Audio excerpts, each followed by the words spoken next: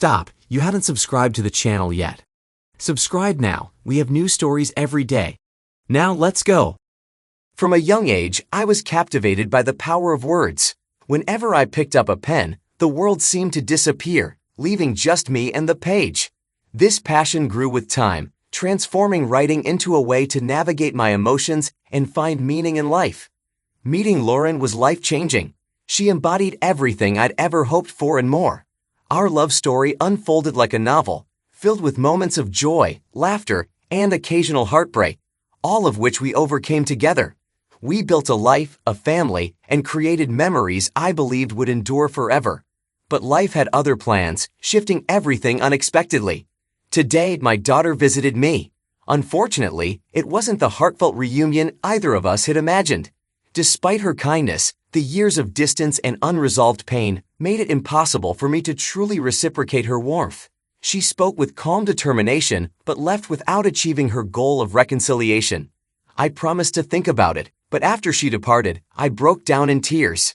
Olivia, now a woman with a family of her own, still reminds me of the little girl I once held. She's intelligent, eloquent, and stunning, a devoted wife and mother, much like her own mother, both in appearance and stubbornness. She embodies everything a parent could dream of, so why hadn't I spoken to her until today? It began 5 years ago, spurred by her mother's actions. The last words I spoke to Olivia were at Lauren's funeral. Overwhelmed by grief, I told her she was as dead to me as her mother.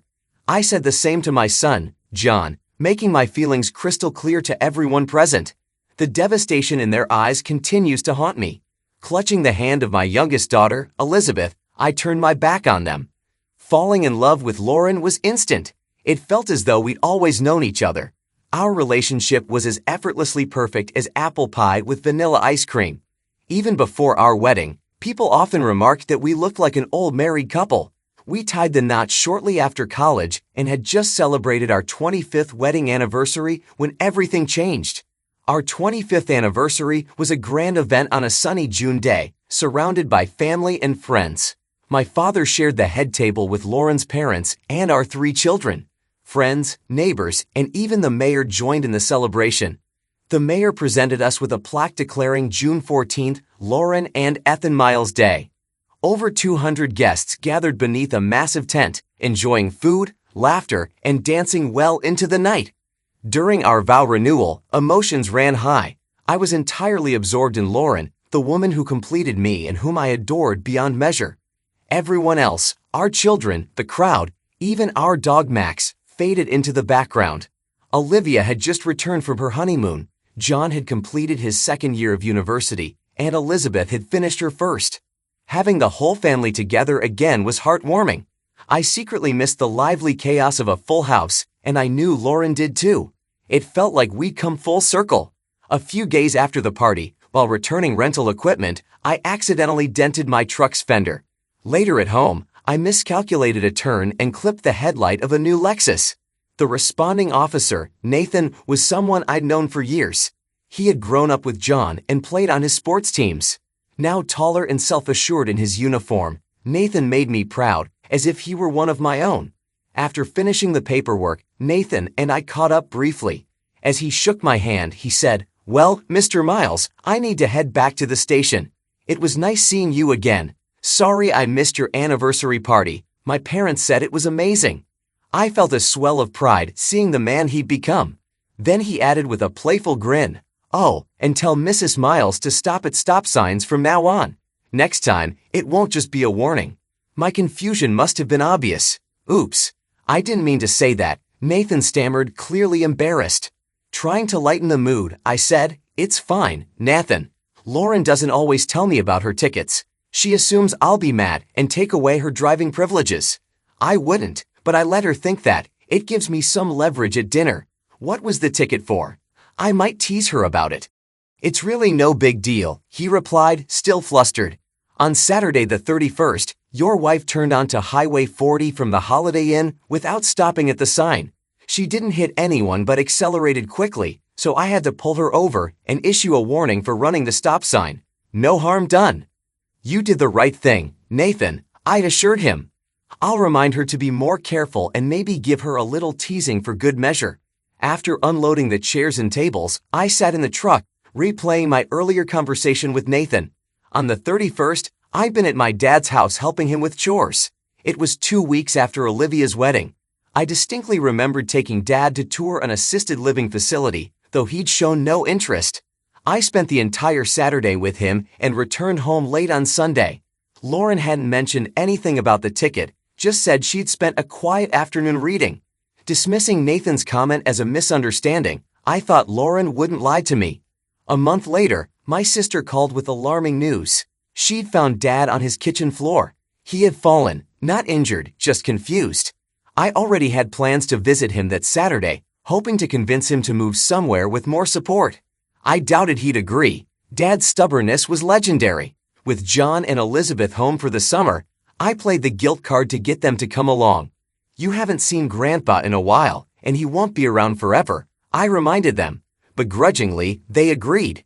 Lauren, however, seemed delighted at the prospect of a quiet house, saying she'd use the time to finish her book. During the drive, John chatted about a girl from his philosophy class, while Elizabeth announced she planned to focus on graduating college without distractions like boyfriends. Their discussion prompted me to recount, yet again, how Lauren and I had met. Dad was thrilled to see the kids, more animated than I'd seen him in years. We enjoyed lunch and spent a relaxing morning together. Around noon, Dad fell asleep, and we split up to let him rest. Keep an eye on Grandpa. I'll be back soon, I told John and Elizabeth.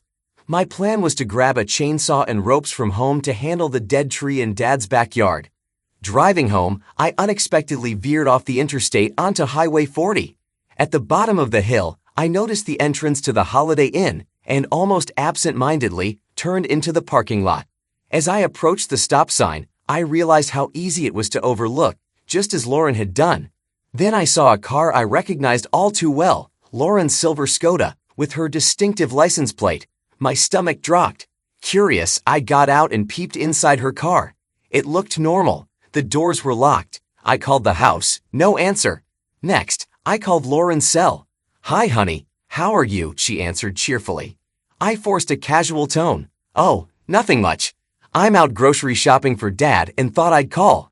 I rang the house, but since you didn't pick up, I tried your cell. Where are you?" Her response hit me like a punch. "I'm at the mall. I finished my book and decided to do some shopping." "You don't mind, do you?" she said lightly. I hesitated, my thoughts racing. "No, just don't spend too much." "What time will you be home?" "Around 6. "Do you want me to make dinner?" she offered. "No, I'm not feeling great." "I might stay at Dad's tonight and send the kids home," I replied. "Okay, call me when you decide," she said, sounding concerned. "Lauren, did you go to the mall alone?" I pressed. "Yes, by myself." "Why?" "Just wondering." "Have a good time, and avoid Nathan at the Holiday Inn stop sign tonight," I added pointedly. Her response was quick. "Bye." She hung up before I could say more. Then I heard a muffled scream from the hotel's direction. Alarmed, I looked around but saw nothing. I decided to wait by Lauren's car.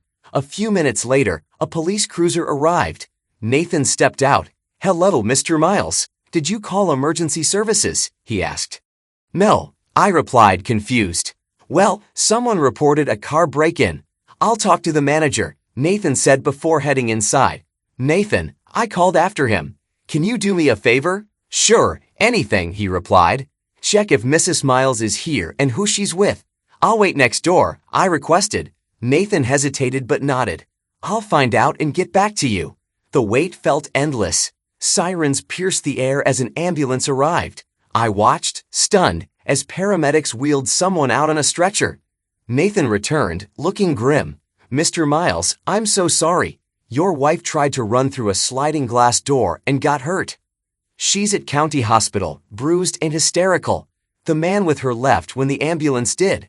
I have his details, but you'll need to file a form at the station to access them. I'm really sorry." He extended his hand, but I couldn't bring myself to take it. After Nathan left, I broke down, tears blurring my vision. Somehow, I made it back to Dad's house. Standing in the driveway, dazed, Elizabeth spotted me and ran outside. "What's wrong?" she asked, alarmed. I couldn't answer. When John joined us, I managed to choke out, "Your mom's in the hospital. Go help her." Without further explanation, I tossed John the car keys and watched as they drove off, confused and worried. I stayed behind, making sure Dad was okay before collapsing on the couch. Later, Dad stirred and joined me. "What's wrong, Ethan?" he asked gently. We rarely discussed personal matters, so I didn't respond, expecting him to tell me to man up. Instead, he surprised me. "After you were born, I stole from work to buy your mom a dress. I got caught, repaid the money, and ended up on probation. Your mom was furious, hurt, and disappointed, but one day she found me a job lead, hugged me, and forgave me. That changed everything. Maybe you need forgiveness, or need to forgive, like she did. I'm proud of you, Ethan. I love you." He placed a comforting hand on mine and prayed silently before leaving. I stayed on the couch, utterly drained. As night fell, I ignored my ringing phone, feeling like I was teetering on the edge. The next morning, after making breakfast for Dad, I retreated to the backyard alone. Around noon, I felt a hand on my shoulder.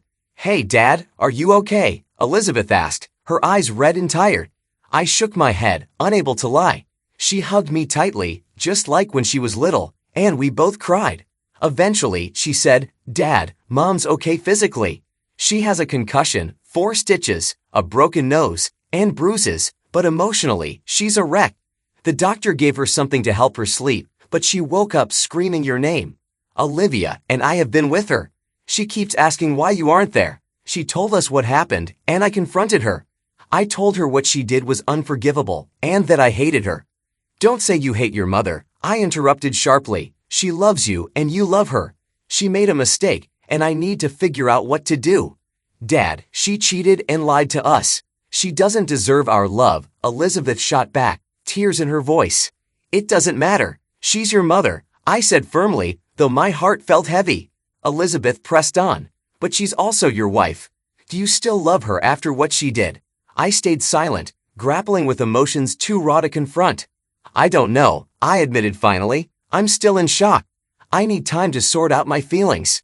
Right now, it hurts too much to think clearly." "Dad, whatever you decide, I'll always support you." "I love you," she said. We hugged again, watching a hummingbird dart between the trees as we both drifted into our thoughts. I spent the weekend with Dad, taking phone calls from Olivia and John, but refusing to speak to Lauren. I wasn't ready. On Monday, I called work and took a few more days off. For the next 3 days, I sat in the backyard, drowning in sorrow. Elizabeth never left my side, keeping a close eye on me. She worried, but I couldn't shake my despair. The 25 years Lauren and I had spent together played over in my mind.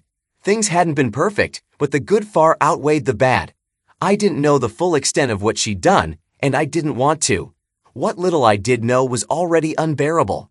Elizabeth brought me meals, though most went uneaten, the food left untouched beside a roll of paper towels soaked with my tears. 2 days after my world imploded, a familiar voice startled me. "Hey, Ethan." Without turning, I muttered, "Hi, Lauren." She sat across from me, looking dreadful. Her face was bandaged and bruised, her stitches stark against her pale skin. She seemed almost unrecognizable, and the sight of her only deepened my pain. "I'm sorry, Ethan," she began, staring at her battered hands. "I know it's not enough, but it's all I have. Olivia drove me here because I can't drive myself. I needed to see you, to talk about what I did. It was my fault, not yours. You didn't deserve any of it. I hurt myself as much as I hurt you.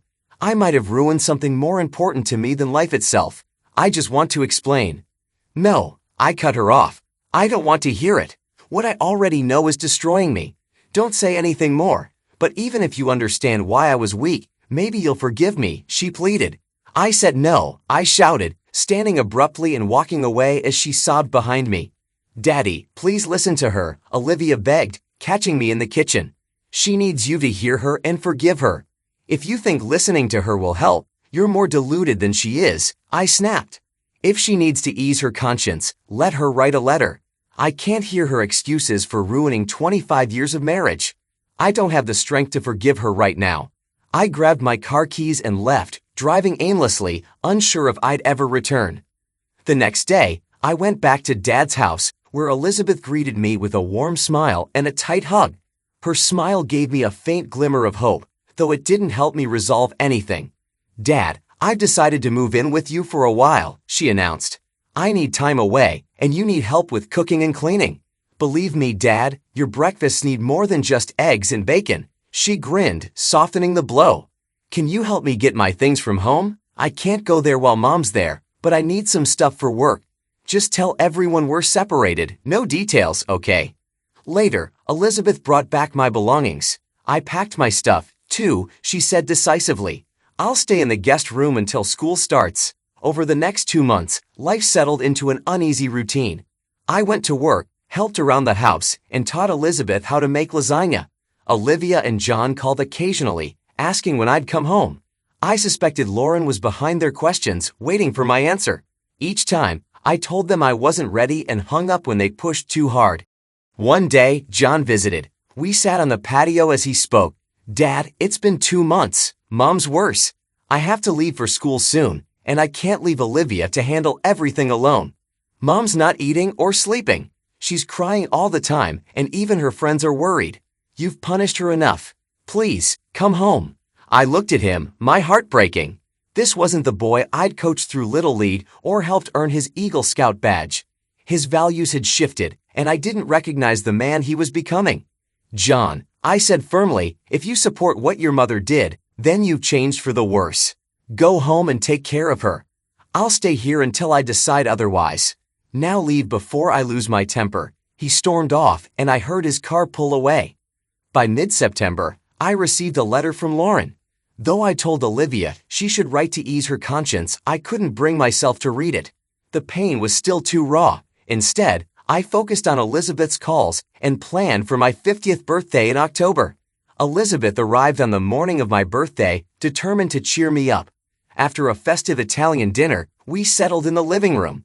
"Dad, have you decided?" she asked. Sighing, I said, "I've decided I need to talk to Lauren. I don't know everything about what happened or why. Ignoring her won't fix anything. If we can't reconcile, I'll file for divorce. But we need to talk. I'll call her tomorrow." Before we could say more, Elizabeth's phone rang.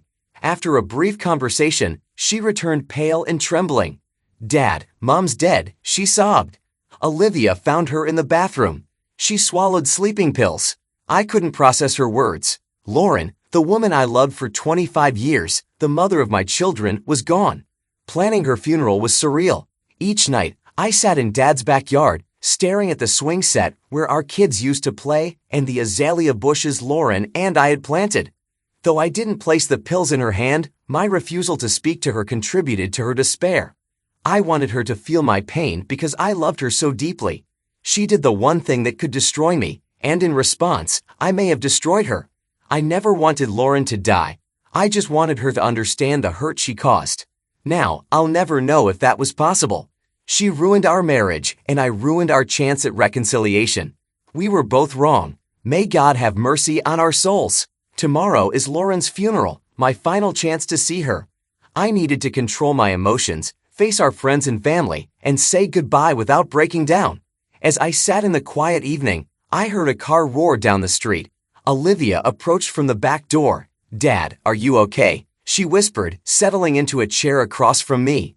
"No, not really," I admitted. We sat in silence, the rustling leaves filling the air. Olivia broke it with words that cut me to the core. "None of this would have happened if you had come home and forgiven her. She made a mistake. You've probably made mistakes she forgave. She said she couldn't live without you. Your pride destroyed her." Stunned, I stared at her, speechless. My own daughter blamed me for Lauren's death.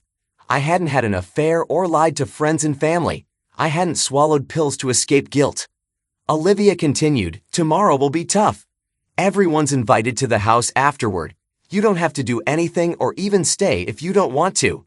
John and Mom's friends will help with the food. She didn't want me at the funeral.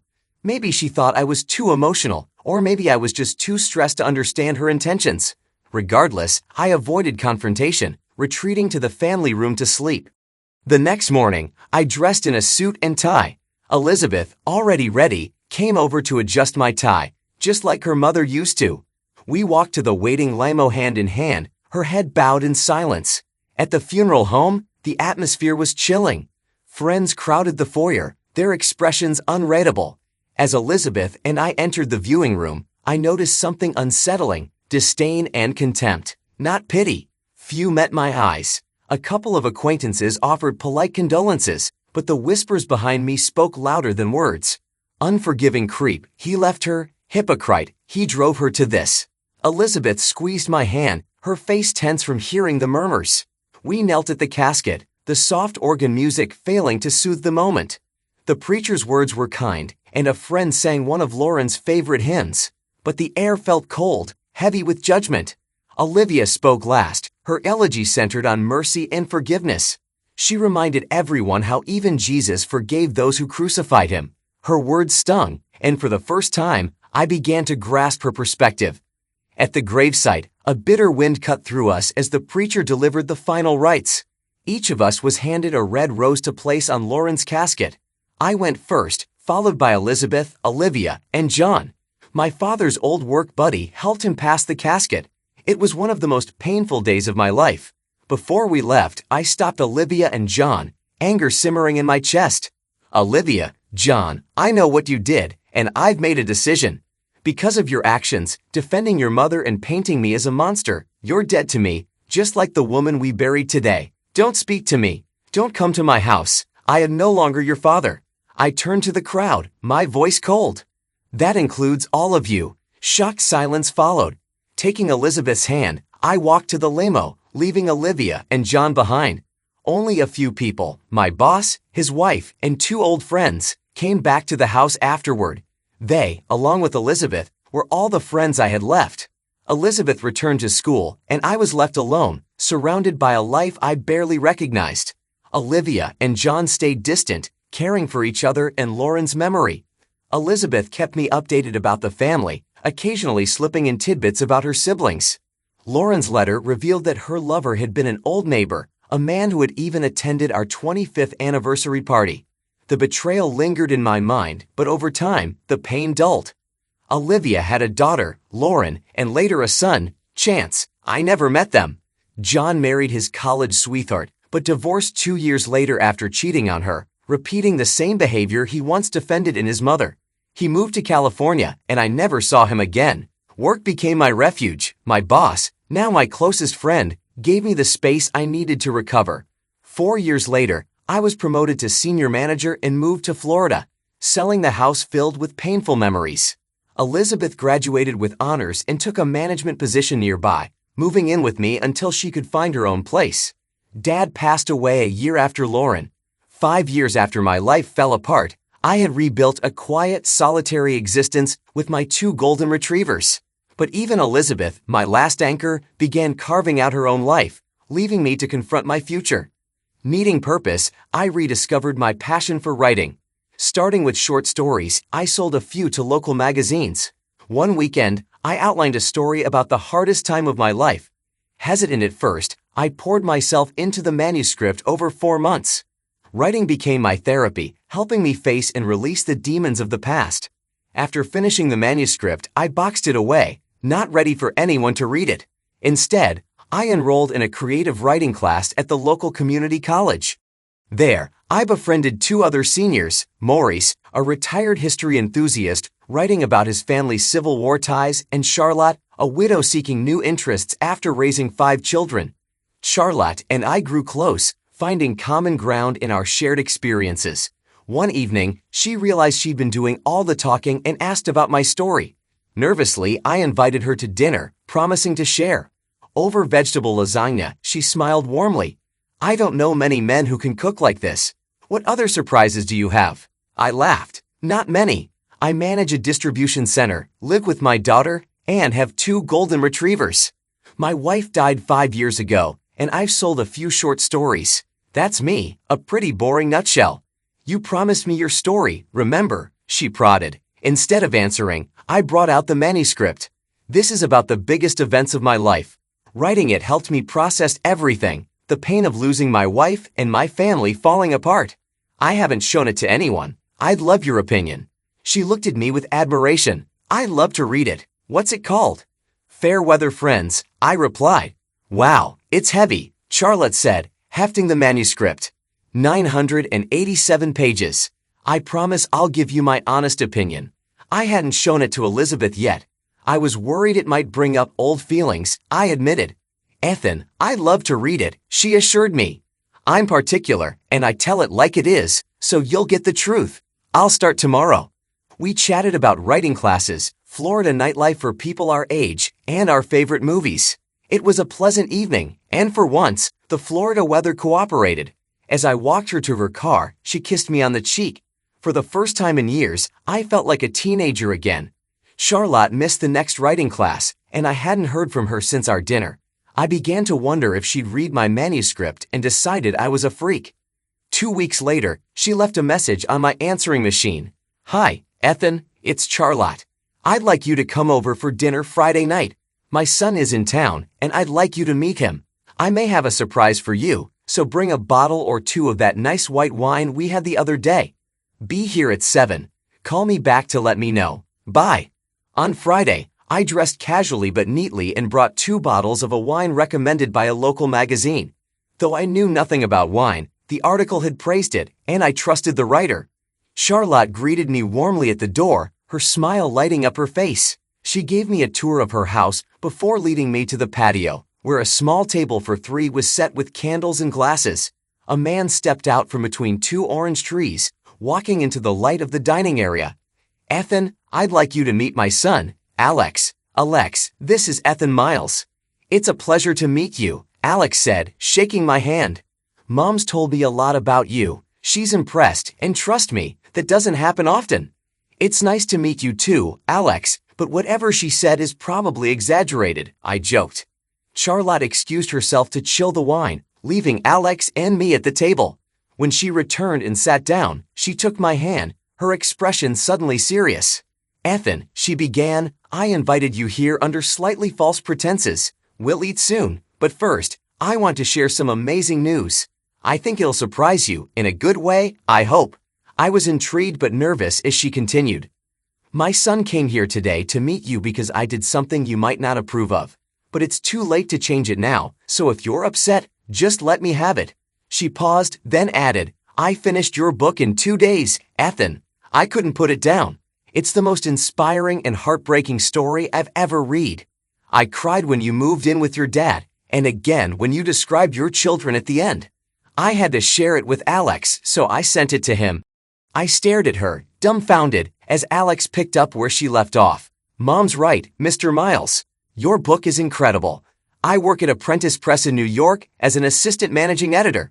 My job is to screen manuscripts from new authors, and I have to say, this is the best debut I've ever read. I usually reject most submissions, but yours went through our review process, and we want to publish it. We can discuss the details after dinner, but congratulations, you've written something truly special. I sat frozen, my mind spinning. Charlotte's smile widened, and she kissed me on the forehead before heading to the kitchen to finish dinner. As I regained the ability to speak, we discussed the book in detail, both of us tearing up at certain parts. Over a meal of mahi-mahi and peach cobbler, Alex outlined the publication process, promotion, and royalties. By the end of the evening, my head was spinning with excitement and disbelief. Charlotte poured the last of the wine as we sat together in the cool night breeze. We joked about being famous like Stephen King or J.K. Rowling, though I knew I wasn't in their league. Still, it was fun to dream. When it was time to leave, Charlotte walked me to my car. This time, she kissed me deeply, a kiss that touched something I thought had long since died. At that moment, I realized that at 55 years old, I still had so much life left to live. For the next 3 months, I worked closely with Apprentice Press, revising and polishing my manuscript. After transferring it into their preferred software, I found myself editing obsessively, catching new tweaks each time I read it. My editor had warned me about this, and she was right. I worked long days at Fox Industries and spent evenings refining my novel. Elizabeth was thrilled about the book, but respected my wish for her not to read it until I had the first published copy. She made sure I ate, exercised, and kept a balanced routine. Charlotte, meanwhile, only visited on weekends, not wanting to disrupt my creative energies. We grew closer, her companionship acting as a balm for the wounds I carried for years. On May 1, my book, Fairweather Friends, hit store shelves. I was contractually obligated to do several in-person signing events, one of which was in my old hometown of Delaware. I was both alarmed and exhilarated by the whirlwind of the book tour. For 28 straight days, my routine was a blur, traveling to a new city by plane or train, checking into a hotel without unpacking, heading to a book signing, and meeting readers who shared how my book had impacted their lives. While I genuinely enjoyed connecting with fans, the constant travel and impersonal hotels quickly became monotonous. Charlotte surprised me by showing up at 2 of the signings, unannounced. Her presence turned those stops into moments of joy. She acted shy and playful, while I pretended to be the charming author seducing a local admirer. She stayed overnight each time, her warmth easing the aches and exhaustion from travel. When she left, I felt a hollow ache, longing for her presence. Phone calls weren't enough. I missed holding her close. For the first time in years, I felt the stirrings of love and hoped she felt the same. The final stop on my tour was my hometown, a visit I'd specifically requested. Apprentice Press graciously accommodated me. The bookstore was only a few miles from my old house, and the event was set to begin at 9. When I arrived, a long line of people had already formed near a table stacked with copies of my book. A large poster displayed the book cover alongside an announcement of the signing. Recognizing some faces in the crowd, I was surprised to see my former boss and his wife at the front of the line. I greeted them with hugs and exchanged contact information, promising to take them out for dinner on my next visit. Their presence filled me with joy, almost distracting me from the growing line behind them. For hours, I signed books, chatted with readers, and occasionally posed for pictures. To my surprise, several old friends, people who had avoided me at Lauren's funeral, approached. They apologized quietly for their past behavior, admitting they had judged me unfairly. I was humbled and moved by their honesty. The most surreal encounter came when Sandra Rios approached my table. She was Phil's ex-wife, and her presence startled me. Smiling awkwardly, she held out a copy of my book. "Hi, Ethan," she began. "I'm sorry to see you again under these circumstances, but I felt I should come and share a little sympathy. I can't apologize for what Phil did to you, but if it helps, I kicked him out shortly after Lauren died. We've been divorced for 4 years, and I'm engaged to someone new now. Also, you might have heard a rumor that you were looking for Phil to get revenge. Well, I started that rumor. Phil must have believed it because one day, he quit his job and moved to the Arabian Peninsula. I haven't seen him since." Her words left me momentarily speechless. Finally, I took her book and signed it. "To Sandra, no fair weather friend. I hope the words in this book bring you the deliverance I found. Thanks for listening, Ethan." I stepped around the table and hugged her briefly before she walked away. Near the end of the signing, I looked up and saw Olivia standing by a book rack. She watched me silently, her expression subdued. I glanced away to greet another fan, and when I looked back, she was gone. I searched the store but couldn't find her. The last person in line was Elizabeth. She hugged me warmly, and we chatted as she walked me to her car. She drove me to my hotel, thankfully not a Holiday Inn, and we sat in the car for a long while, talking about Charlotte. Elizabeth approved of her and was curious about my feelings. When I admitted I thought I was falling in love, she hugged me and cried softly on my shoulder. A police car pulled up nearby, and the officer flashed his headlights. Sergeant Nathan stepped out, smiling warmly as he tapped on the window. It felt like a mini reunion as we laughed, hugged, and caught up. Before he left, I gave him a signed copy of my book, inscribed with, "To Nathan, meeting you changed my life. Someone had to do it. Ethan." After dinner at the house, Elizabeth and I reflected on the visit. Returning to my hometown wasn't as traumatic as I had feared. Weeks later, a bigger shock awaited me when Olivia showed up at my door. Charlotte and I had just finished breakfast and were discussing the bestseller list. My book had reached number 3 in nonfiction when the knock came. "Hi, Daddy. How are you?" Olivia asked, her tone hesitant and slightly embarrassed. "I'm fine, Olivia. What can I do for you?" I replied, unsure of her intentions. "I was just in the neighborhood and thought I'd stop by," she said awkwardly. "This neighborhood is 900 miles from yours, Olivia. That's quite out of the way, don't you think?" I said, raising an eyebrow. Charlotte stepped up beside me, her hand resting on my shoulder. "Would you like to introduce me, Ethan?" she asked firmly but kindly. "Charlotte, this is my daughter, Olivia," I said. Charlotte moved past me and hugged Olivia warmly. "Come on in," she said. "I've heard so much about you. The two women walked into the living room, leaving me behind in the kitchen. They sat at the table, talking and laughing for over an hour while I busied myself with household chores. Occasionally, I glanced into the living room to see Charlotte cooing over photos of Olivia's children, her expressions a mix of awe and delight. "Honey, come out here and join us," Charlotte called. I knew better than to ignore her tone, so I set aside what I was doing and sat beside her.